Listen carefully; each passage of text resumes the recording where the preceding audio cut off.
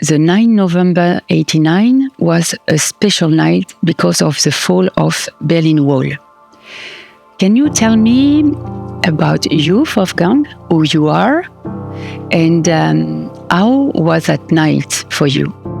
This was one of the great experience in my life, this night of when the Berlin Wall fell, and I was very surprised also that it happened this night. It was a surprise for everybody.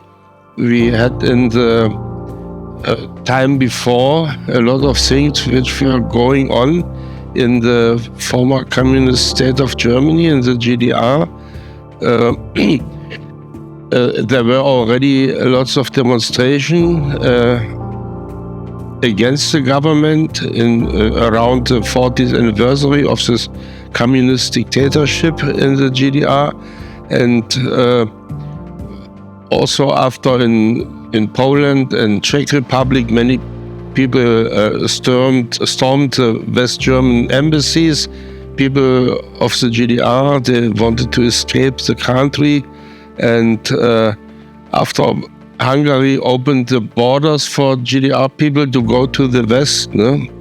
And in the GDR they were discussing about a new traveling law or something like that, that people can go to the West, but the people were very impatient regarding this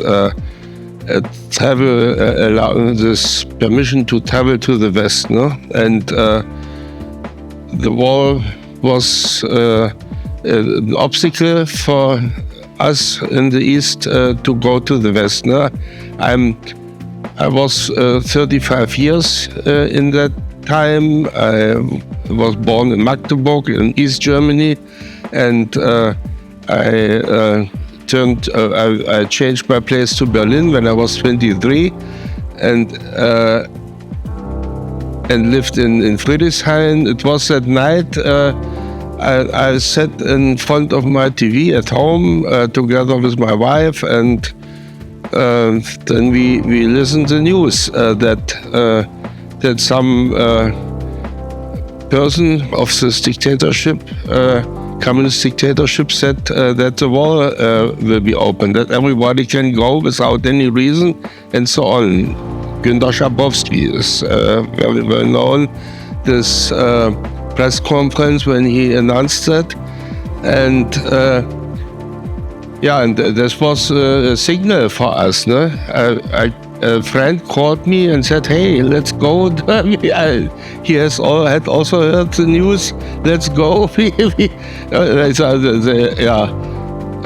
And so many people, mostly in the district Prenzlauer Berg, they were heading to the border crossing. Bornholmer Straße was the first one which opened that night. No? I also had this idea, as I arranged with my friend to meet there, but I was thinking then I go with my car. I had this Trabant, this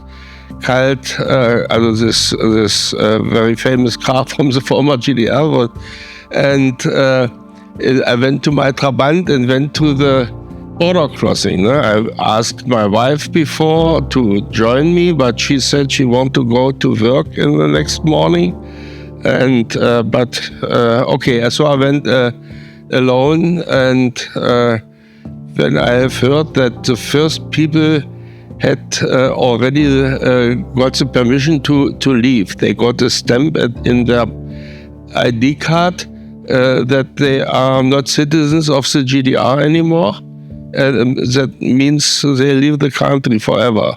It was just a confusion inside the border guards there, inside the Stasi, this security service of the former GDR, that they didn't know what to do, how to handle this situation. And but the first people went to the West. These were the most aggressive. They wanted to let them go, that they were thinking then the people get calmer at the border crossing, because there were already hundreds of people who were yelling to the border guards that they should let them go out, because this in this press conference, this Schabowski, he said that they can go, and it's immediately, he said, no? And but they said, yeah, you must go tomorrow morning, ask for a passport and a visa to go, to go from East Berlin to West Berlin. Today it sounds very ridiculous, no? But the people were not stopping yelling to the border guards, let us go, we come back. They were saying, we come back, no? We won't escape. And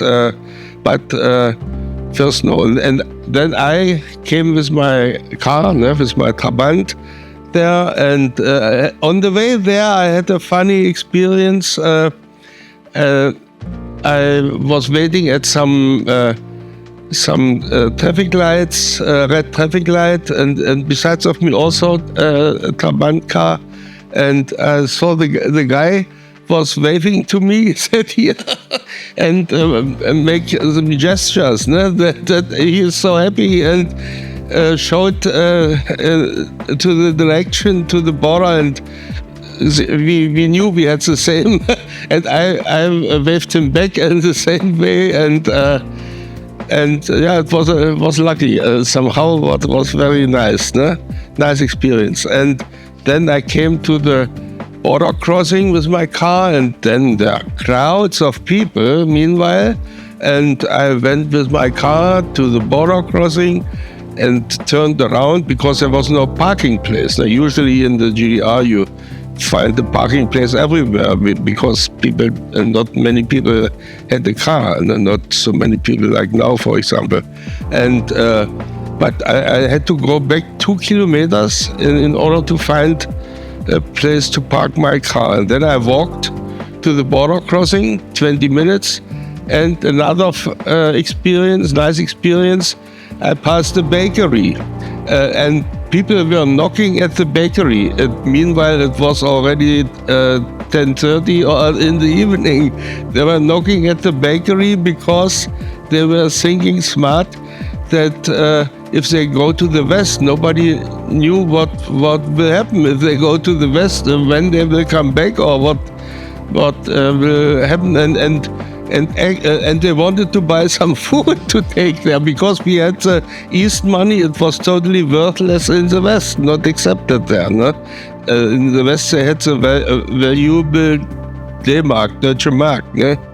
And another currency, of course. And then actually this baker, he opened his bakery, and he liked the situation also, obviously, and he sold out, I saw he sold out his last breakfast rolls and bread or whatever he had and so on. I also tried to get something, but finally I didn't get anything anymore because I was in the end of the line, and so, but no problem. Then I went to the border crossing, and there, meanwhile, just a few minutes ago, they had opened the barrier that the people can stream to the West. Ne?